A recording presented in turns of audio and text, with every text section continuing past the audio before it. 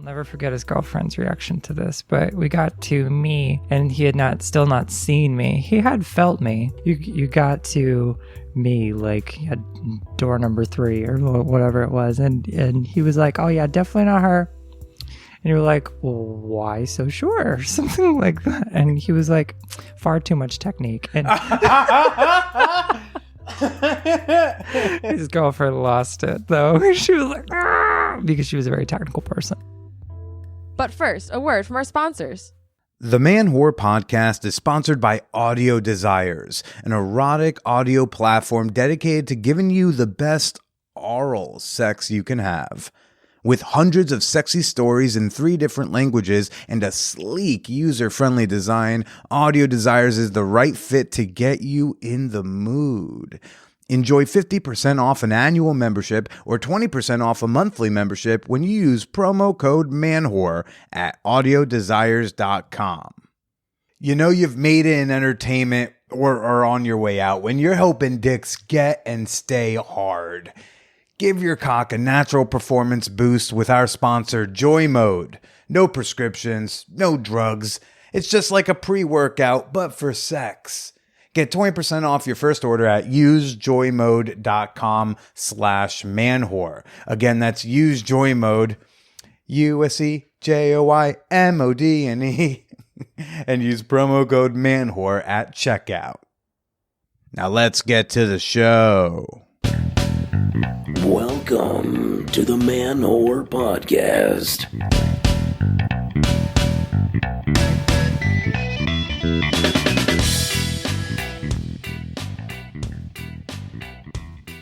What's up, all you crybabies, baby daddies, the daddy doms, and the dommy mommies? This is Billy Presida, and you are listening to the Man Whore Podcast.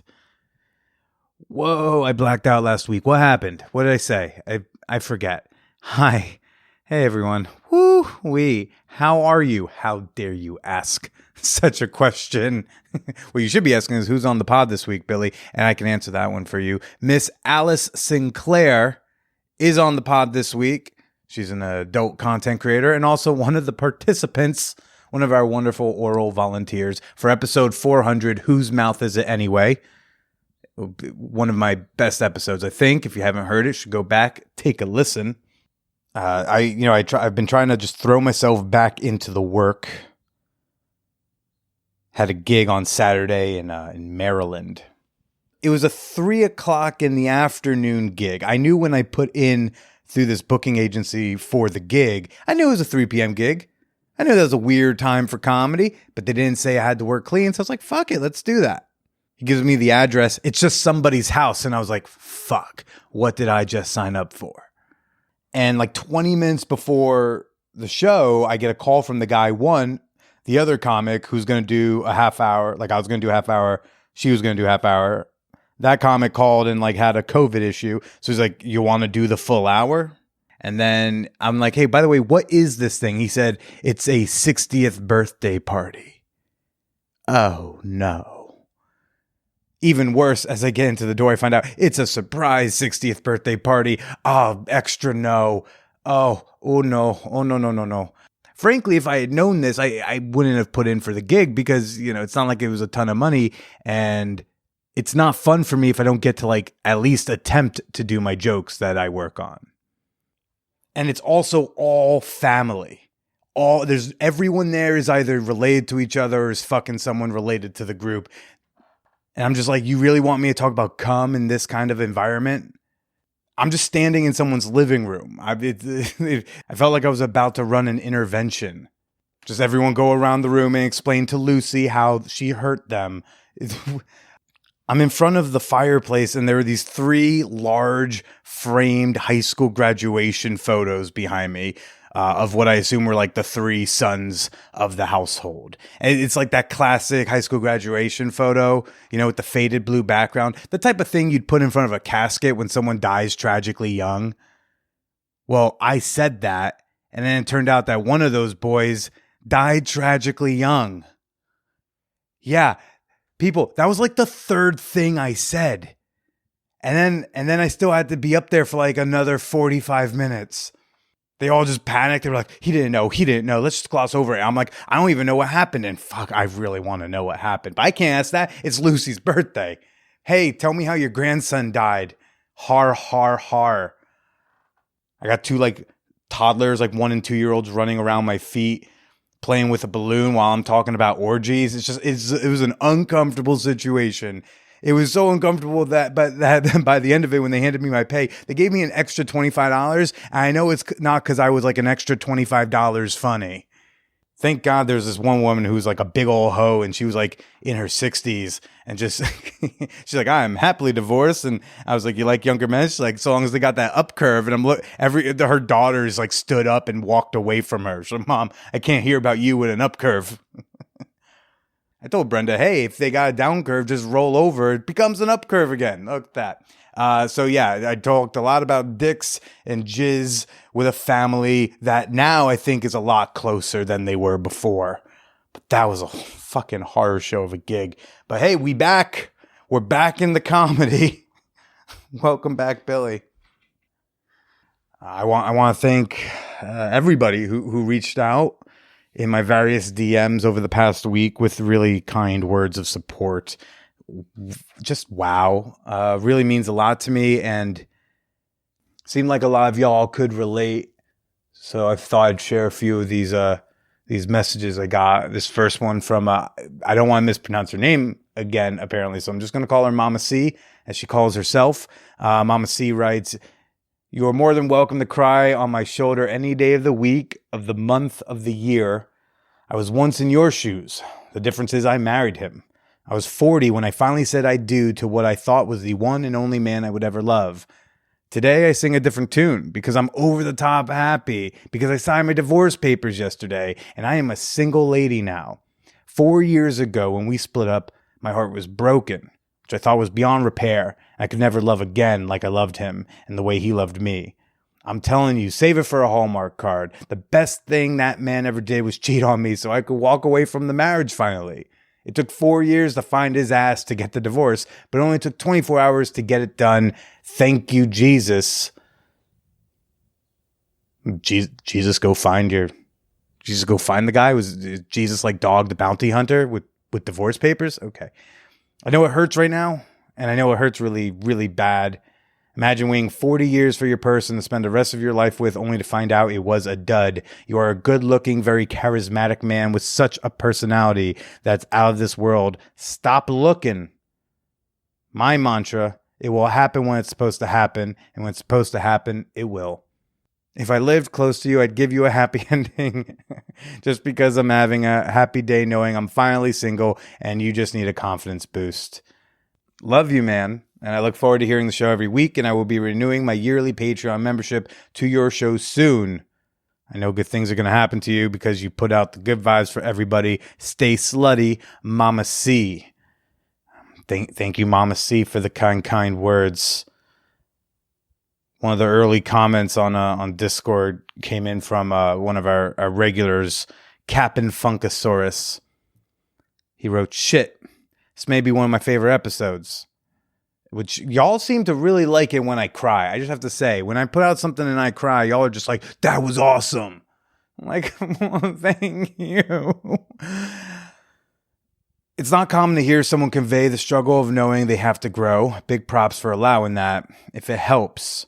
My almost 4-year relationship ended suddenly, without much warning or reason, and I felt similar to you about finding someone else again. In fact, a lot of my time was spent trying to make my next relationship better. It's been a long time, but I realized that because she left me, I got into an amazing period of emotional and mental growth that I never would have had before. It's not fair this is how you had to fully realize you have an issue with a temper, but it's possible this could be a huge step in improving nearly everything about yourself. I didn't want to do better. I just wanted her back, like you want yours back. I could go on forever, but I'll just say this could be the beginning of being a person you're more happy to be. You don't have to stop being the man whore, but maybe you can be a better man whore. Thank you, Cap.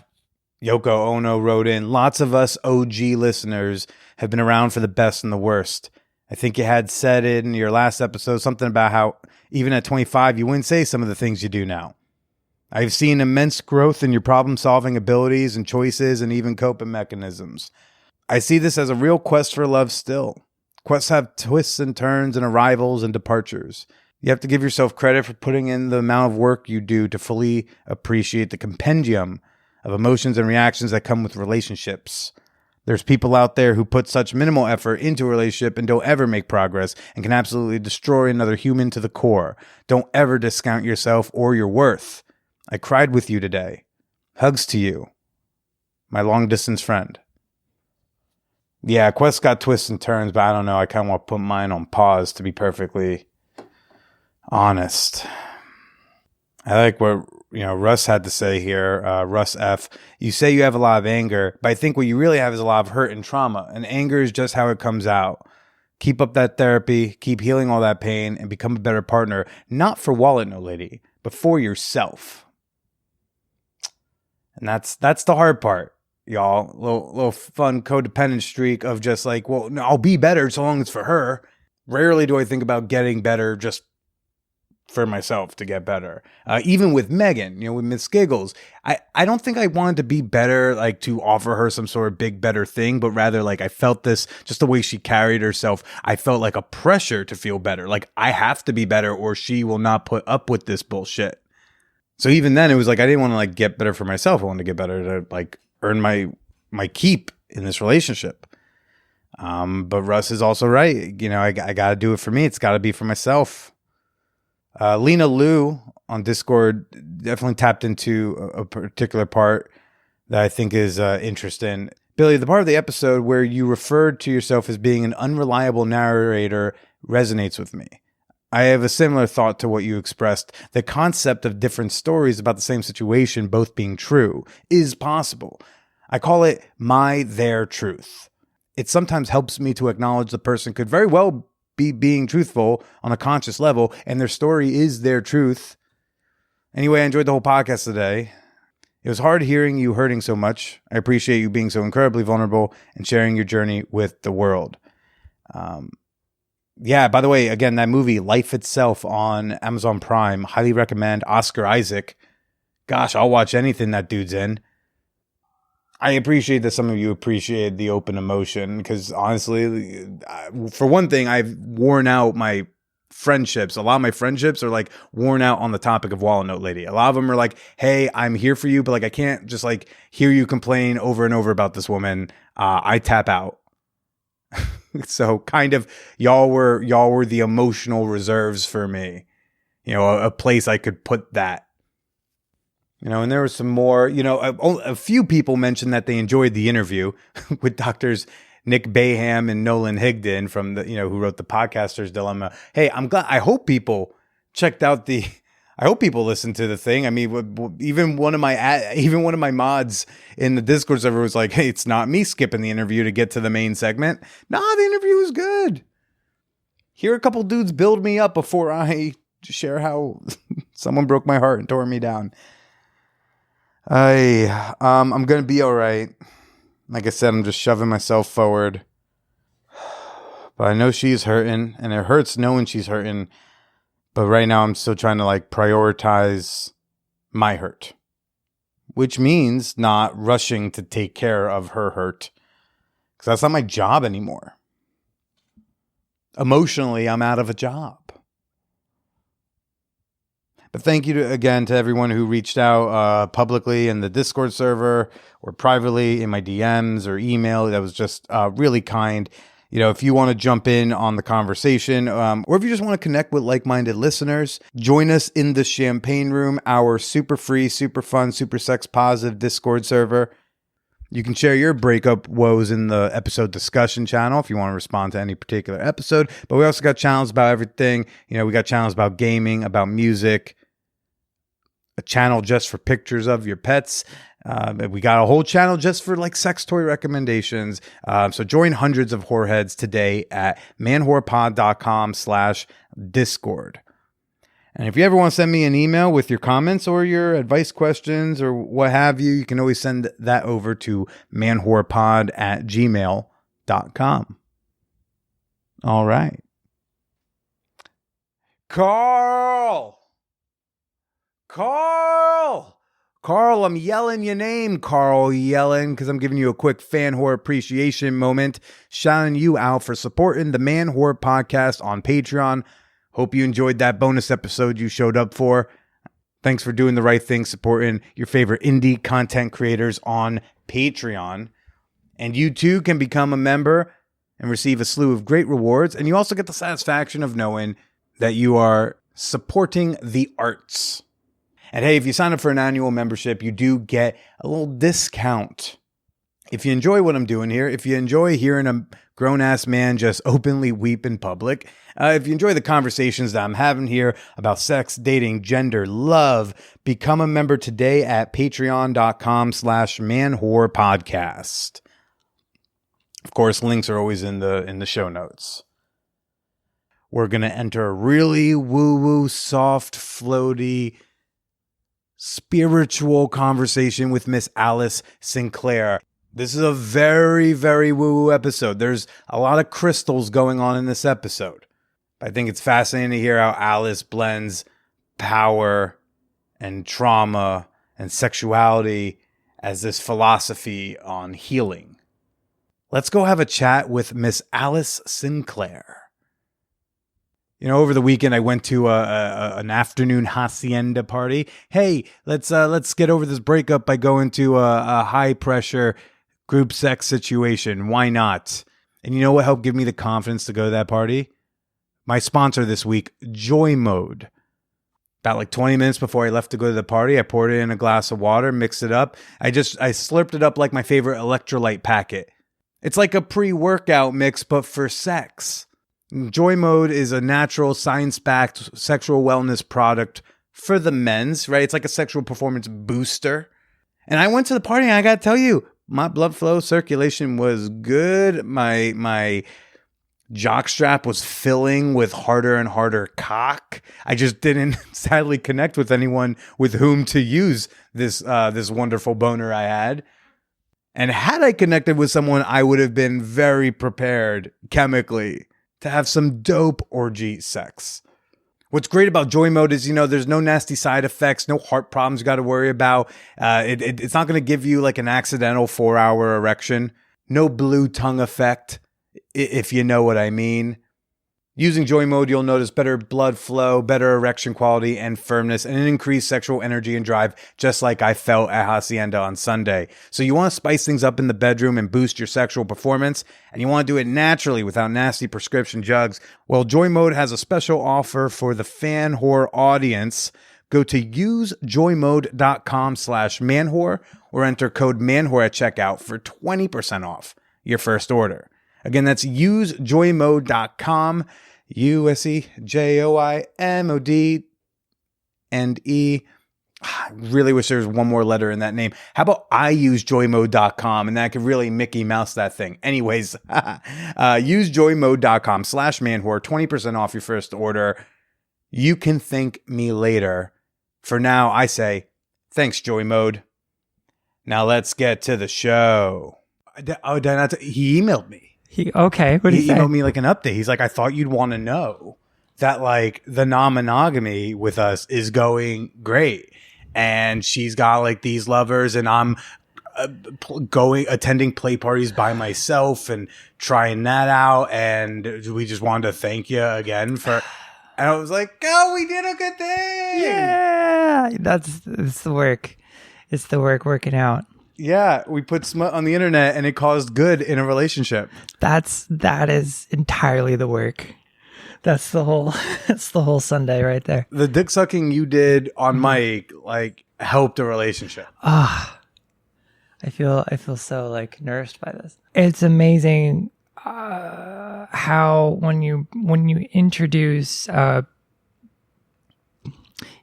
peace and you target fear as a friend and a possibility, how people can respond positively and it can create innovation. You're redirecting the energy of fertility that one might use to create something. And instead of that being taken from you or used against you, like we're accustomed and has been the case for centuries. That's a really lofty way to describe like four women blowing a guy on a microphone while another guy kind of watches and talks about it.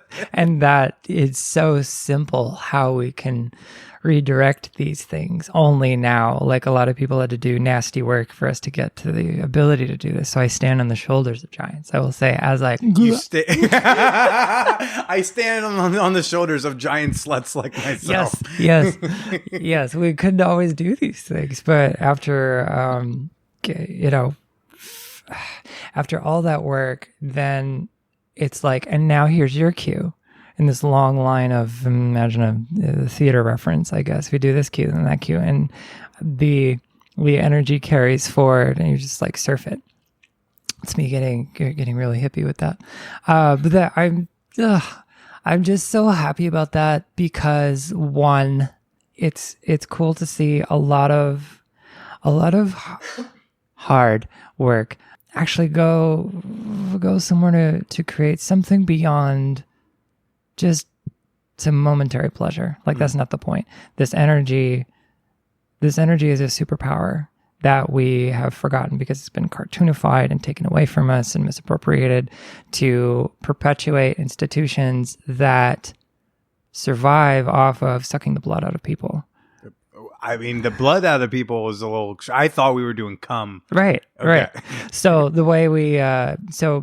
institutions like the Roman Empire, then the Roman Church, and then English landowners way back before the Industrial Revolution, creating feudalism to extract people from owning the land and being in relationship with it and having the fertile energy go right into the soil.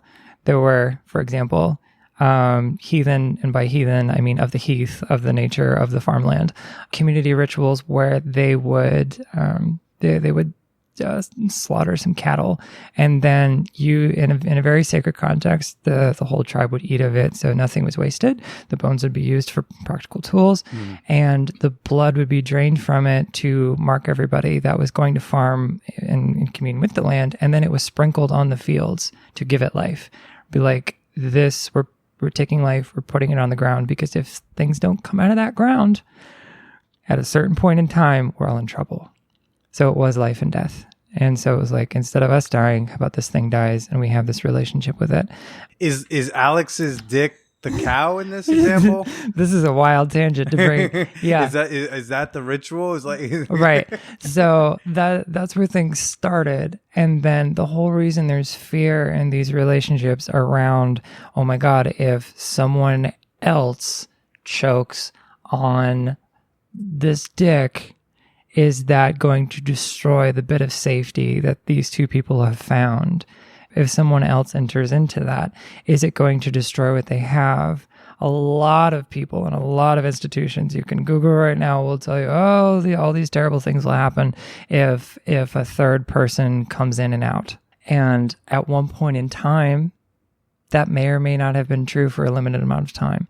As a baseline rule, absolutely not, given that everybody can just have some transparency about who they are and what they're doing and what their intentions are, and then make good up on all those things like we did. And so to bring it back to the couple. If anyone forgot, there was where we were in the beginning. So bring it back to the couple.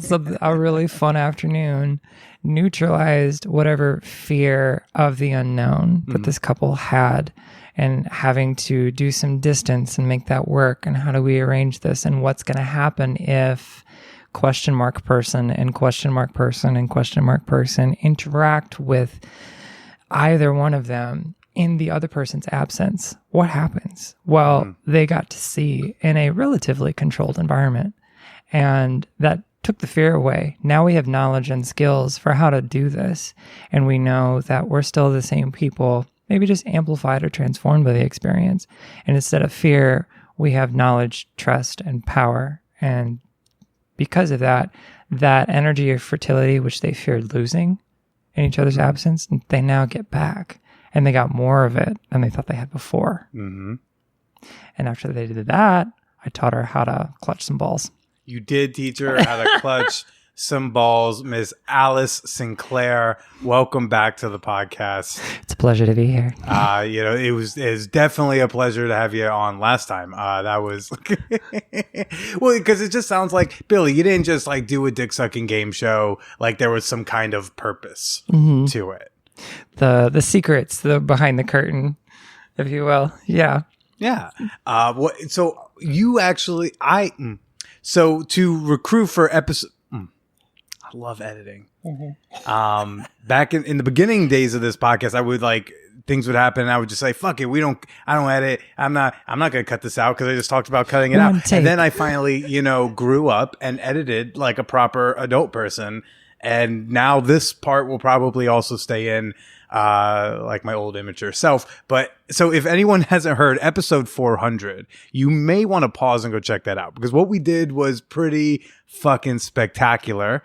The short version is I blindfolded a guy in a monogamous relationship and had him guess his girlfriend's blowjob out of a lineup. That would be the the elevator pitch of what we did. And Alice Sinclair was one of our wonderful volunteers who helped try to throw him off. And I actually posted in the Hacienda members group because if there's a group of sluts that I could maybe rely to show up, I feel like it's the Hacienda folks.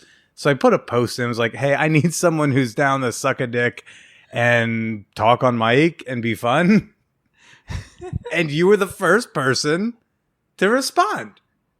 Very enthusiastically. It's like, hi, what's going on? Yeah. I asked for some clarification. You said it much more, if at least my impression was, you said it more eloquently than that. And I was like, this sounds interesting.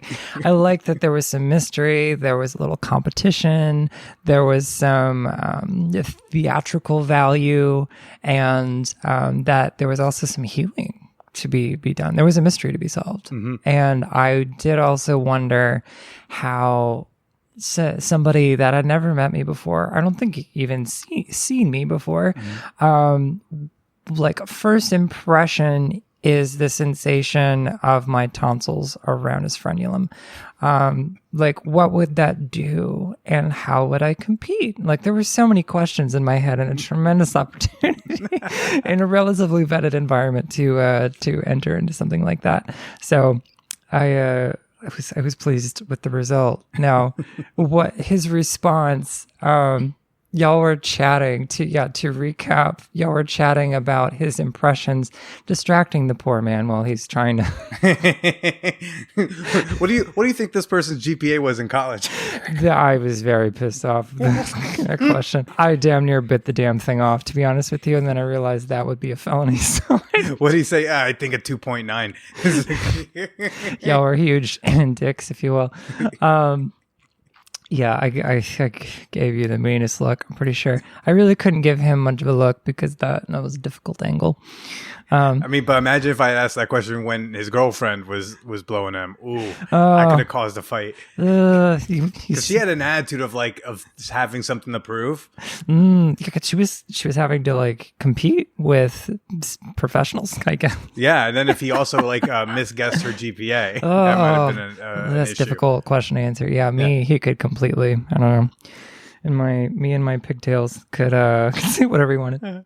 Before we actually did the event, while I was recording with the couple, you and the other volunteering dick suckers went out to grab lunch or drink together, right? We did. We went across the street, got margs and some tacos, and chatted. It was some good girl bonding, and I think the partner of the Dick's partner, we'll call him.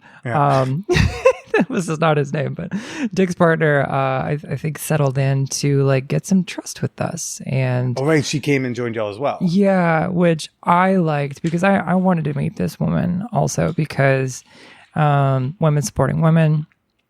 300%. I wanted to be about the process and do that. So, yeah, we could create some healing. And I think that's where it started, to be honest with you, is the men went away and we sat together as girls and be like, we got this, right? And we started like some teamwork. So instead of being pitted against each other, which historically has been how women have had to behave, we aligned on this is going to be fun. This is going to be a discovery. This is going to be a game. We all win.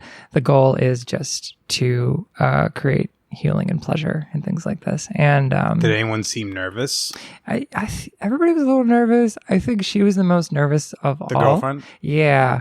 And I think there was a lot of internal sense of like going against her the culture of origin and sense of propriety and like stepping out.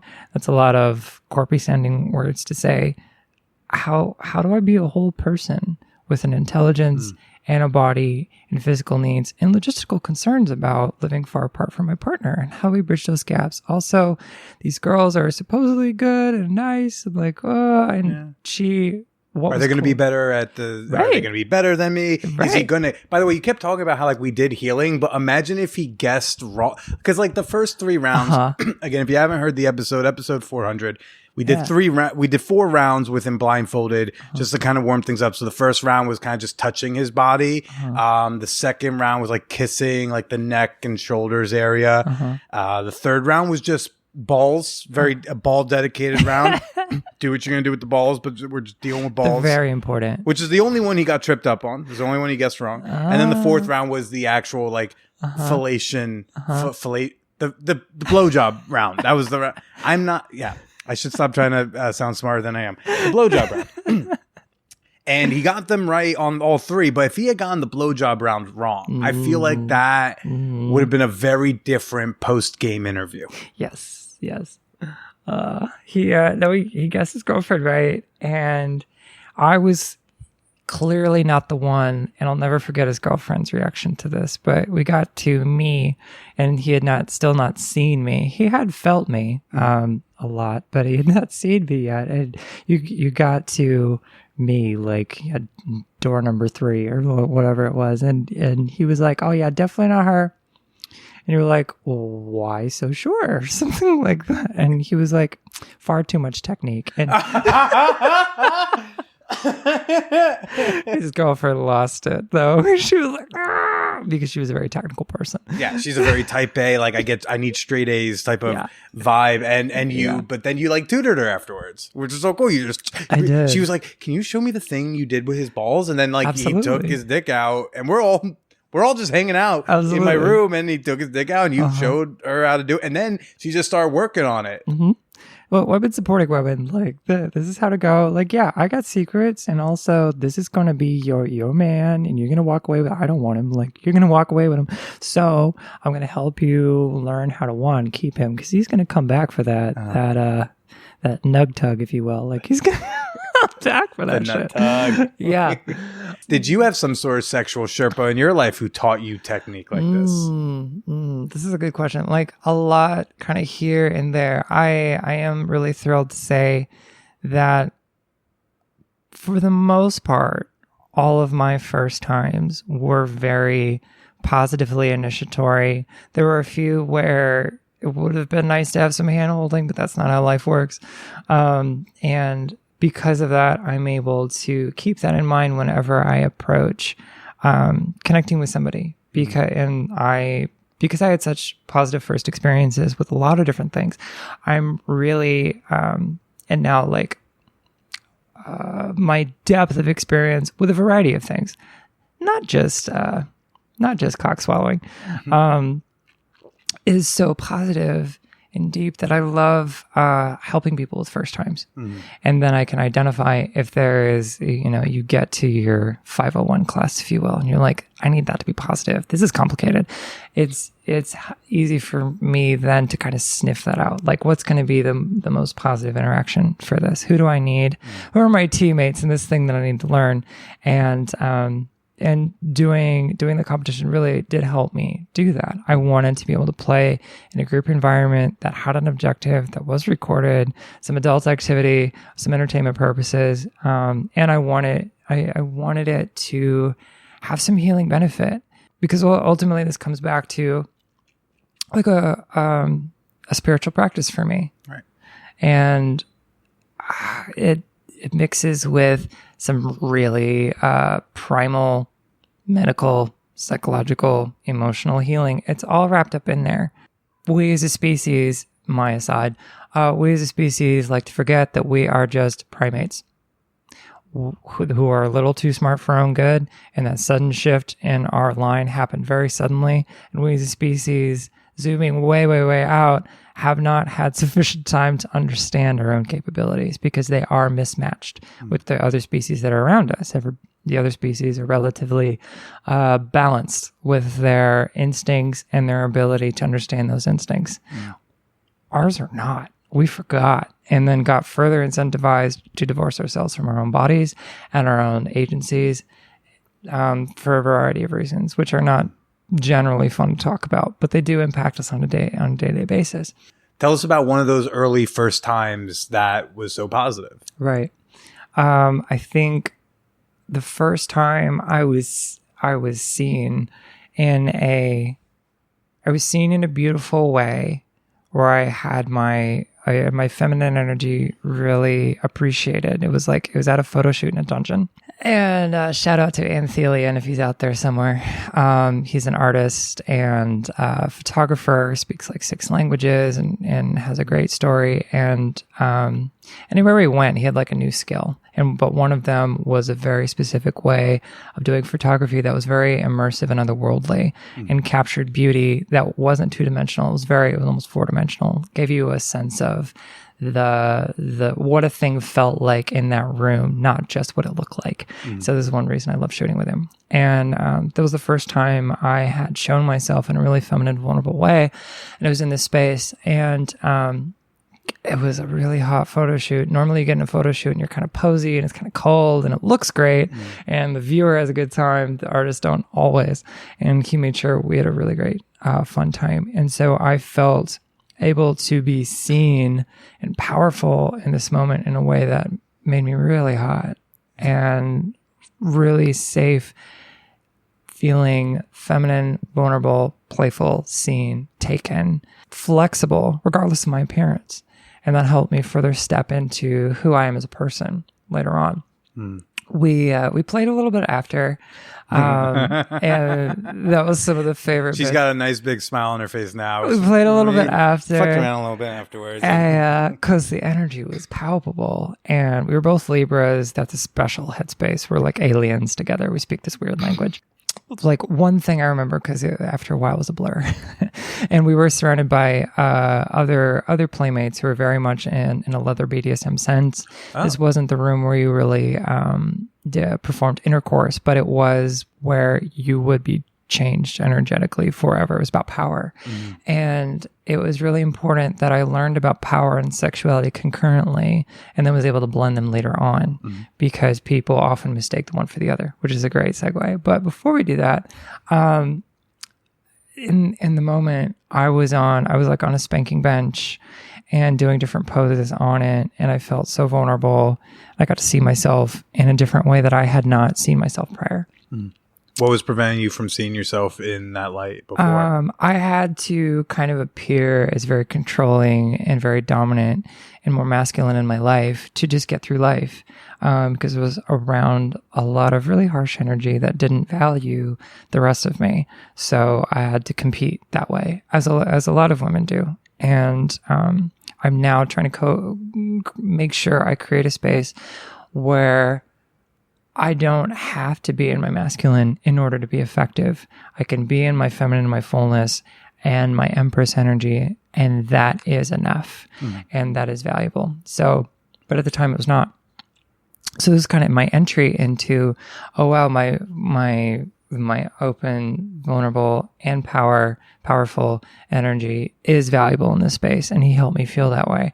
And he instead of trying to move me around, he adjusted his angle and the way he shot me to view me in a new way. So like he was laying on the ground, like almost leg in the air, like trying to balance in the shot and crafting the lens. He's getting really extra. Extra with the angles. So because he got extra, I could be extra, and we like played off that energy. And I realized in that moment, I didn't know it at the time, but I realized in that moment that is exactly the energy that I need in order to feel sexy and desired and powerful. As I need that playing off each other. Yeah. It's hard to do it just like in a vacuum, like to have that another energy to be playing off of. Right.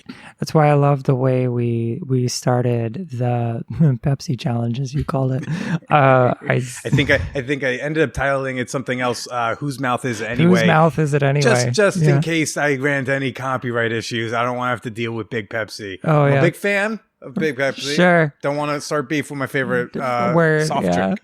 Yeah, it's no, whose mouth is it anyway was apt. And yeah, that's why I love that we started it out with touch, so he could relax out of his defensive space and to start understanding that letting our touch communicate this information as opposed to like, which was originally the idea. And I realized this where it was like, no, we gotta you can't just be like, okay, let's do blowjobs. Like, that's not going to be fun for him. That's not going to feel sexual. May not be able to quote unquote operate in that like high pressure environment. And like, okay, let's introduce some rounds so like there's some way for him to connect the people he can't see. Especially with cis men, the blood generally flows fun medical discussion, the blood generally flows to one end or the other. And so that's why a man who's engorged will have difficulty with high rational thought and just operational things. It'll have more tunnel vision than normal. And if you're thinking, the blood will go up to the brain and not in the member, and then you'll have difficulty connecting and functioning because you're trying to troubleshoot. You're trying to look for predators. You're trying to assess this, and these are the two primal states. Yeah. So doing fuck or run. Those are the states. Basically. Fuck or run. Yes. Yeah. Basically. Yeah. And so once I understood that about myself and my way, but then in that this is a big issue for cis men in particular, because that's how cis men are conditioned to be. But in order to have an effective thing, I have to communicate to the partner that it is appropriate and safe and welcomed for the circulation to go to this gear, if you will. We're going to shift to this gear, and the revs are going to be like this, to use a car reference, which I'm sure all of our male listeners love. If you don't, I'm not sorry. So there's that experience. To go back to my first, in this particular example, that was surprisingly non-sexual. It was all about power. I got all of those permissions and all of that interface without fluid exchange. After we were done shooting, we still had all this energy and we were up and buoyant and warm. And because of how he saw me and how he lifted up my energy and made me feel beautiful, I wanted to give it to him. I wanted to be taken. I wanted all of that. And that's not often a headspace I get into, to be honest with you. I have to really have a lot of veils drawn in order to get to that space, and when I do, then it's supernatural. And by the way, the shoot, this was professional? Is this for like person? Was like boudoir? Like this is like, oh, this is just for me. I'm gonna hang this over my fireplace. It was a little bit of both. It was kind of all at once. I wanted to see, my girlfriend at the time was doing a shoot professionally, and then there was an invitation to do more.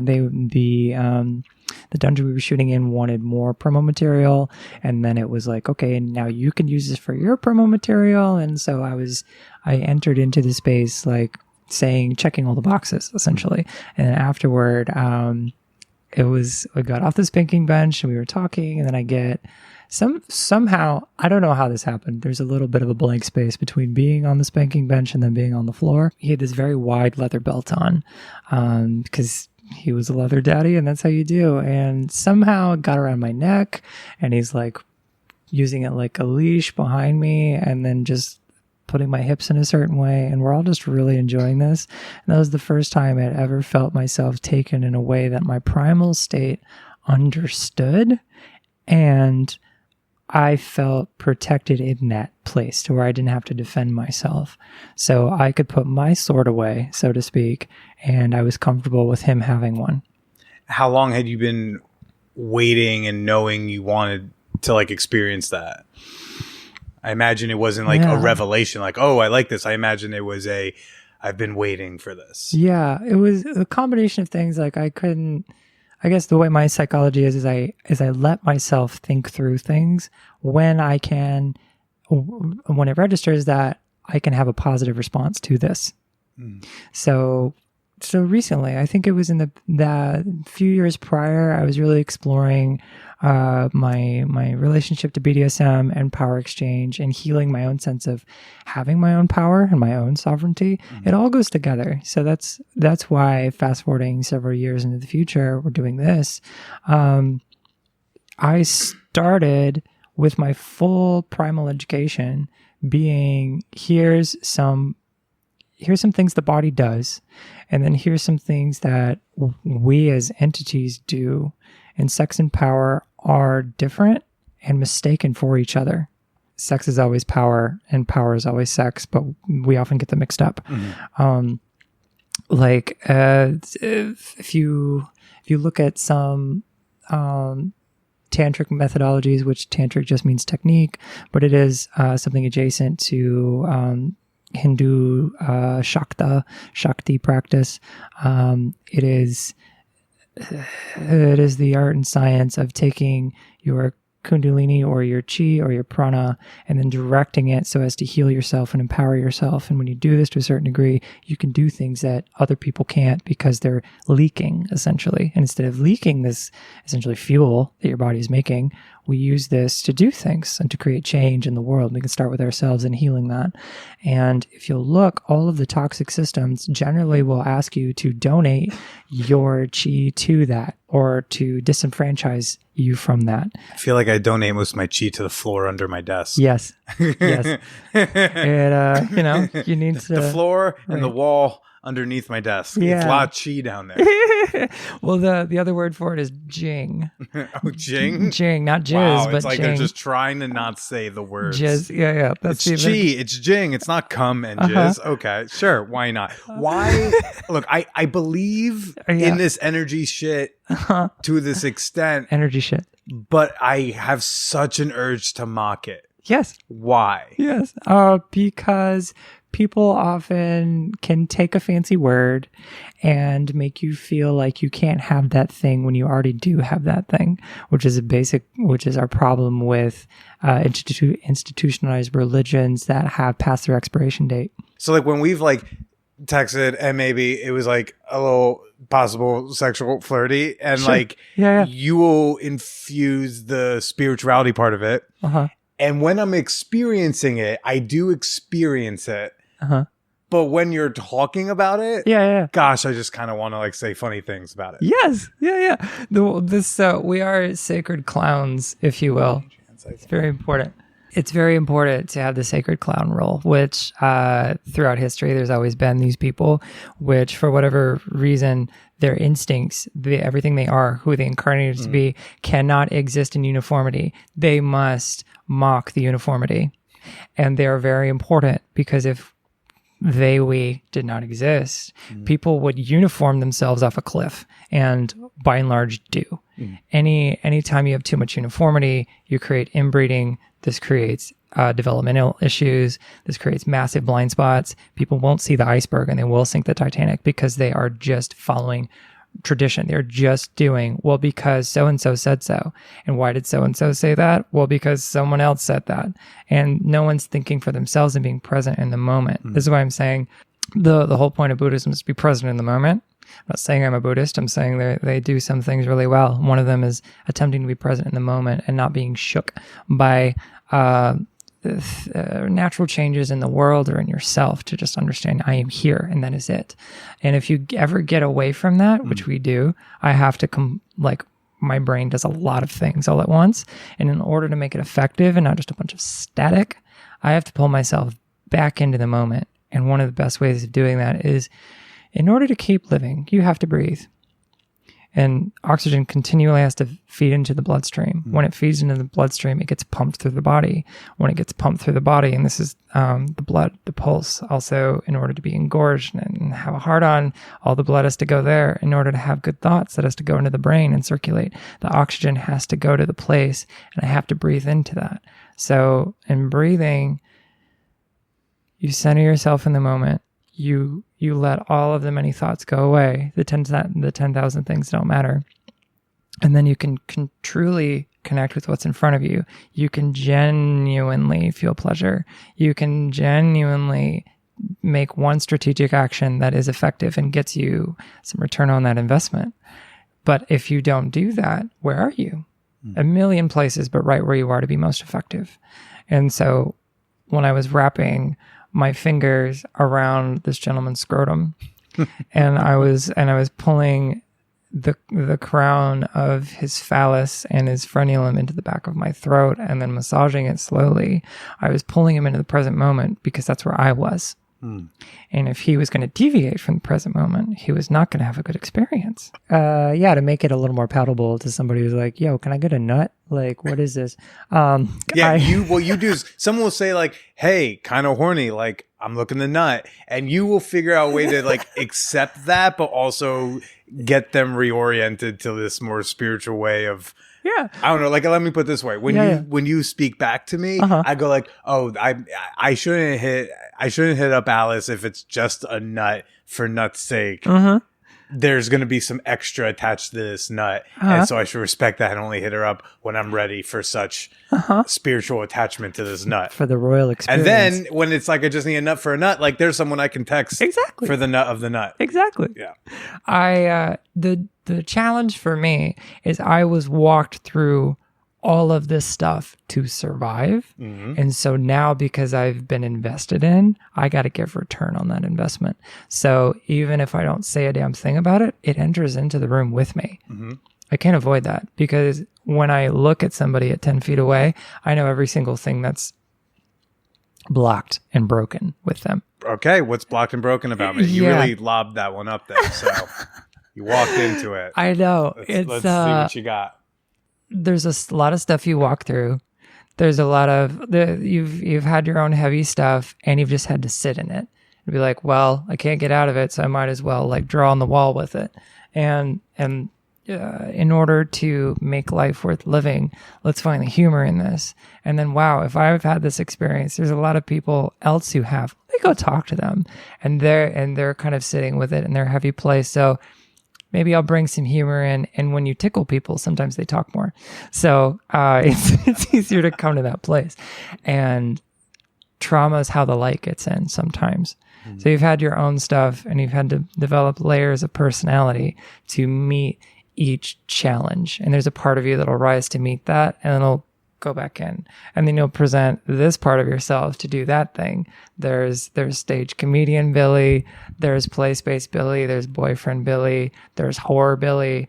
There's like, yo, I'm a Brooklyn dude, like gonna get it done, Billy. Like, there's Scrappy Billy, you can burn the house down if you need to. Like, it's a lot of Billies, and you just rise to meet the occasion. Is how I meet you, and you've been able to meet me, and whatever you've met each of my masks as I presented them. Sure. I've met Bukkake Alice. I've met Chill Play Space Alice. I've met Sex Educating Entertainer Alice. Apparently I'm meeting California Cowgirl Alice. I've met some Alices. Have you ever had a sexual encounter where they show up and don't realize the energy and spirituality you're about to bring to this encounter? Always. What's a good example? Always. Well, play parties are kind of an easy grab. Everybody's coming in, everybody's coming in fronting. Everyone is. And trying to appear sexy and not scared. But everyone is. Always. You were scared last summer when you wanted that bukkake. I was. Which was in between when you agreed to do episode 400 and us actually doing it. And you were just saying like, I would love to have blow a bunch of dudes. This is a great moment. And I was like, we're at an orgy. Like, if there was ever a place you could get This is the a bunch room. of dudes, this is the place. Maybe you could just go up to the guy and say, hey, I'm looking to do a blow bang in like 10 minutes down in the basement. If you'd like to join, please come down there. And then I and some other fellas went down there, and blew like 5 of us. And As I knew. but you were so nervous, like the idea of just going up to people and asking seemed like alien to you. Like when I said it, I thought it was obvious, and you were just like, I guess I could. I guess I could ask these dudes if I could blow them. Yeah. At a orgy. Yeah. It was context. It was exactly the place that was outfitted exactly for these activities. They were not required, but they were permitted and supported enthusiastically. And everybody who was in attendance was ready to enter into some kind of arrangement like that, or to view it happening next to them. But what made you so nervous in the first place with all this spirituality and power and all that stuff? Why were you so like nervous to ask people if you could blow them? I was practicing when I was preaching. So I was healing. I was healing my own fear. So when I say like go in and be best friends with the fear in the place and then kink the shame, I was apparently practicing existential kink in that I had a fear, and my fear was being surrounded by men where I was sexually vulnerable. And this is a primal fear for a lot of women. And also primal fear for a lot of dudes in jail. well, yes, that too. There's a lot of context in which this is a primal fear for a lot of people. If you're seen as prey in general, people want to get out of the state. But as human beings in the year 2022, we don't always have the words to talk about these things, and they're very important. So how am I supposed to go into a room and talk about these things and be in my integrity if I haven't done that when I am presenting myself as somebody who's a facilitator of healing? That includes sexuality, and I have some English and non-English words for that. But I was there to practice that, and it was July 4th, and for my own like artistic merit, I was saying I was going to make a fireworks scene. Like I had this vision in my head. But then we come down to here's a room of very motivated people to be in a place, and now I'm having to sit with my shame and my fear. First, the fear of what we've described, and then the shame of presenting myself as somebody who can do that and is inviting that. And then the whatever guilt to myself that has been assigned to me, that then I have to say, I have to flip. Imagine a coin in your gut, and you have to flip it from tails to heads or whatever, and say, oh no, this is actually a good thing that I'm doing for myself. To put a little cherry on top, you helped me be able to put into dude speak, which is not something Did women that help translate? Yes, For yes. you, for my people? I think a lot of women would under certain circumstances raise their hand and say, I have no idea how to ask for what I want from men because I know how to say it in girl. But if we're only talking about, men and women, but there's a million people in between also, and the communication between the two languages can somehow be so strange. Like I've had more experience sexually with women than I have with men. Really? Yeah. I didn't know that about you. Yeah. You wait this long into the conversation? Surprise. I had no idea. I would have hit on you way less. I would have instigated just a few times less because I'd be like, oh, it leans more lady. I don't need to. Yeah. I like a goddess, man. I love worshiping. And I was initiated by women. Okay. Yeah, like full stop. My sexual experiences, I was initiated by women, and sometimes I prompted them. There were some things I learned on my own. There were some things I knew intuitively because I can read people. Like imagine you suddenly had to walk around the world with sonar. I do that naturally. And then maybe because I had poor eyesight earlier on in my life, I developed that instinctually because I couldn't just look 20 feet away and know what I was looking at. I had to feel it. So now that I have better eyesight, that plays very well to my advantage. Yeah. I'm psychic. Don't fuck with me. But so you confronted the fear of like being surrounded by these men and by these dicks and doing this thing. 5 dicks in my face. And forgot. and flipping the coin. Flipping the coin. And I take it was a positive. After I nutted, I quietly departed because you had some others going at it. When dudes start fucking face, I'm not a face fucker unless someone says, "Can you fuck my face?" Okay. So I was surrounded by like pretty aggressive dick energy, and when I receive a blowjob, it's not my like first choice. Okay, right. And so I was just like, you know what? I'm going to get my cum out the way and I'm going to, y'all do what you do. Y'all do your thing. Everyone did that. And I realized when I thought about it, I was like, they were being respectful, I think, and trying to be courteous even, or just, I was like, oh, they all left. Well, also 5 guys, like there's only so much I can do to help out. Right. You didn't like everybody was straight. Yeah. Yeah. Well, there's also a matter of like, you didn't seem like you wanted us to like do anything to or for you other than like provide our dicks and our cum and our like safer energy. Like, cool. That was a negotiation. You know, there's one, the not knowing what you needed me to do besides providing cum and dick. Yeah. And then there's also, there's already 4 other people. There's not a lot of space to kind of get your hands in. So I was like, I'll fade out of here. I'm going to be one less body taking up space. Yeah, I think one person that I had prior experience with knew he could touch me and did so. Which I think I noticed that, and I think I asked you about that. You did as I think in the context of protecting me and facilitating a good aftercare experience. Well, I was like, and I was also like just curious because like I want to learn how like people's bodies work and like what, yeah. I'm still figuring out how mine works. That's one reason I'm doing this many experiments. So this is probably a good point to say that'll give context to my fireworks scene that we're discussing at length. My measured entry into adult activities, adult entertainment, and sex education and facilitation of magical experiences, things like this, are prompted by my own healing journey. And I have, when you've gone to hell and back, and you went so far deep, you popped out the other side. Now there's still so much more to heal and to learn. And once you see things, you can't unsee them. Once you feel things, you can't unfeel them. And so now I want to start practicing what I've learned with other people and go further. So had I sucked dick, worshipped cock before? Yeah, I had, but not at the scale, I will say. And so I wanted the challenge being, now I'm going to introduce power.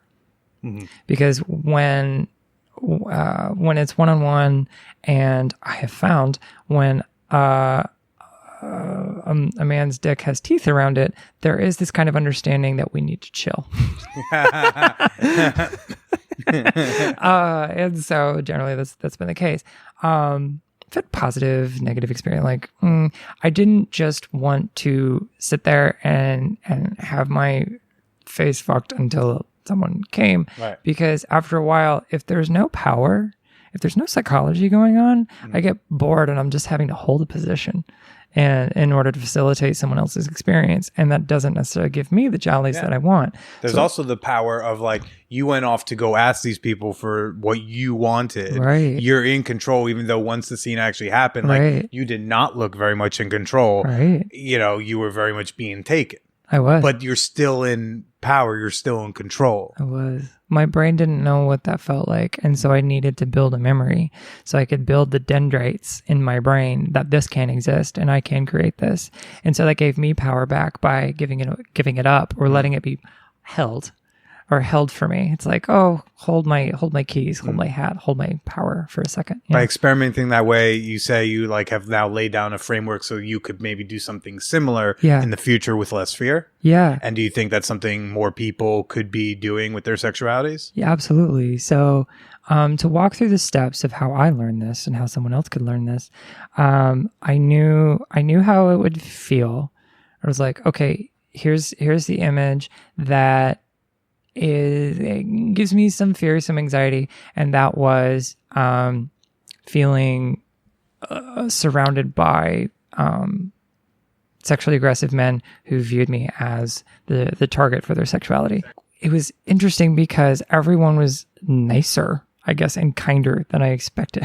Well, because I think that's also a product of where you were. You were at Yes. Hacienda, not like a nightclub. Right, Right. You're measured. at with people who have sat through a consent workshop, people who agree to Yes. those like rules up front. There's also that social contract of like, even if someone doesn't like all those consenty rules, Right. they don't want to not be invited back. So they will behave because they're Yeah. accountable to the people around them and accountable to the organization. And Right. if they're a guest, they're accountable to whoever brought them, which is why I don't so loosely bring people I don't fucking know to It's a vetted room. parties. It's an important it's a vetted disclaimer. room. And Yeah. so it's like, there's a lot of factors that will make men in that particular basement at those particular events behave better than even they themselves might behave in other contexts. They're right? incentivized. There's some of them might be shittier if there were less accountability, right? Possibly. Isn't that interesting how like that can play a role if Right. they were alone with you in a room that no one knew you were in versus in a blow bang that like 40 other people can also see happening. So this is a disclaimer. For Did any what I of those who just are say, should that be inspired. scaring people? I think I just realized what I said. No,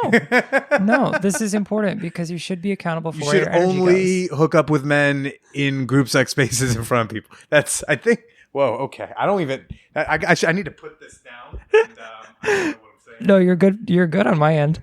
No, this is important, like for context, because someone who doesn't know me doesn't know how strategic I was. I was extremely strategic. I didn't go to a club. This wasn't on the street. This wasn't on FetLife. Even being strategic, you were still nervous. Yeah, I was. Isn't that crazy? I You was. probably at the safest place you could possibly be. I was. So I gave myself all of that. Also, should be mentioned, I was was a staffed guardian at this event. I literally had the power to evict anyone I wanted from that space, given that they had, crossed enough. I had sufficient evidence. Sure. And that was also a strategic measured thing I had. Sure. So I gave myself all of the power that I needed to satisfy the me that had survived a bunch of terrible stuff. Well, you're making people heal by making them come. That's right. And the world's better for it. That's right. So, Alice, yeah. where you also do some adult entertainment. Yeah. Right. You're on the OnlyFans. What are you doing these days in that world? And then also, where can people find you if Yeah. they want to appreciate your goddess energy? If they want to learn your ways, if they want to see your nut tug, your possibly patented nut tug somewhere. Where can they find you? Sure. I'm on Twitter, Miss Alice Sinclair, and also OnlyFans, Miss Alice Sinclair. And my OnlyFans right now is free to subscribe. So get on there, and I'll be uploading that with some lifestyle content, prompting something like mindful intimacy, because when you're mindful, you can maximize your pleasure.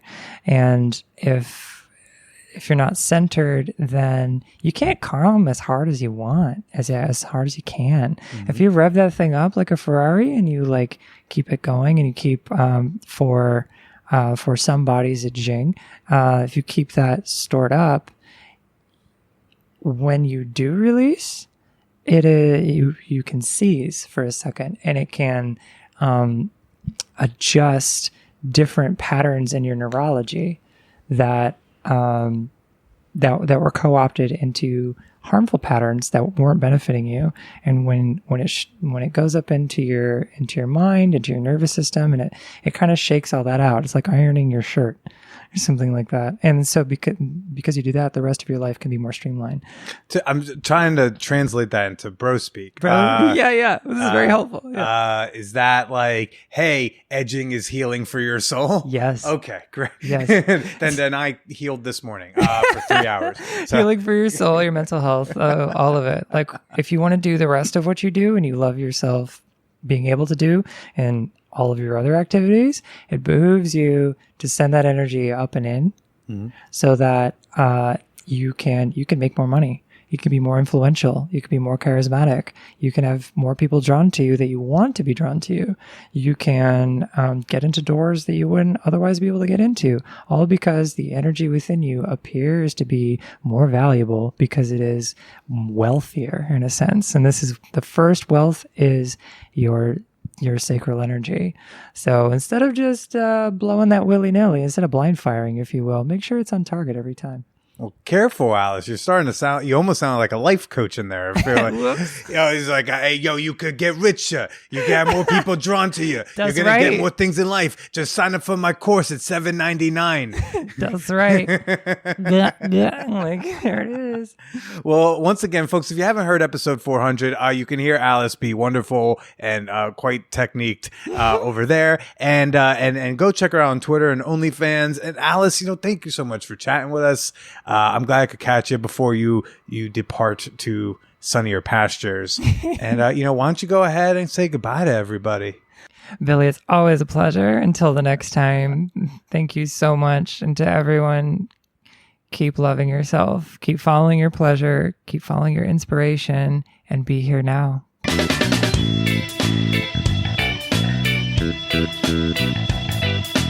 What did you think? What do you got? Was this woo-woo enough for you, or was this a little much? How you feeling? Did you connect to any of this? Share your thoughts with fellow whoreheads in the Champagne Room, our super free, super awesome Discord server. I promise it's easier to use than you may think. Share what you thought about Alice Sinclair in the episode discussion channel at manwhorepod.com/Discord. Want to share your thoughts with me directly? You got a question? You need some help? Want to give me a virtual hug? You can always email me at manwhorepod@gmail.com. Of course, I very much love it when I see y'all sharing the Man Whore podcast on social media. Really helps grow the podcast audience, especially in such a sex-negative, sexually censored internet landscape. Your help sharing the show goes a long way.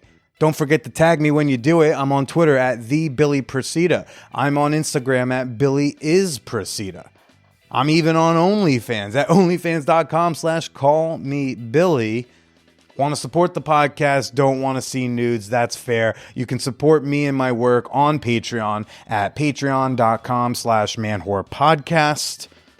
And if you don't like monthly debits, you don't like the Patreon model, I got my Venmo and Cash App are in the show notes.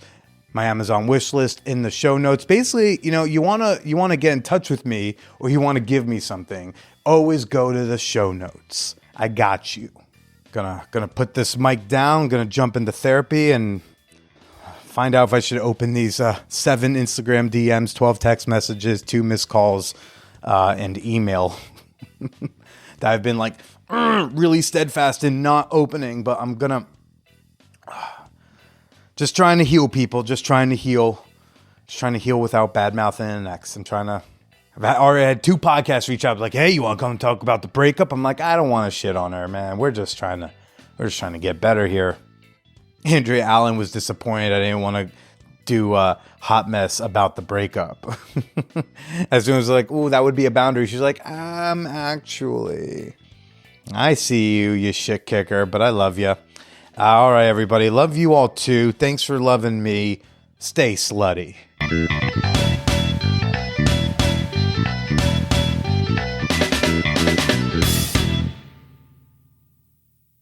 It's the vibrator that has no equal. And now, Motor Bunny offers their thrusting sex machine, the Motor Bunny Buck. Enjoy a fan whore discount at manwhorepod.com/motorbunny or use promo code manwhore at checkout.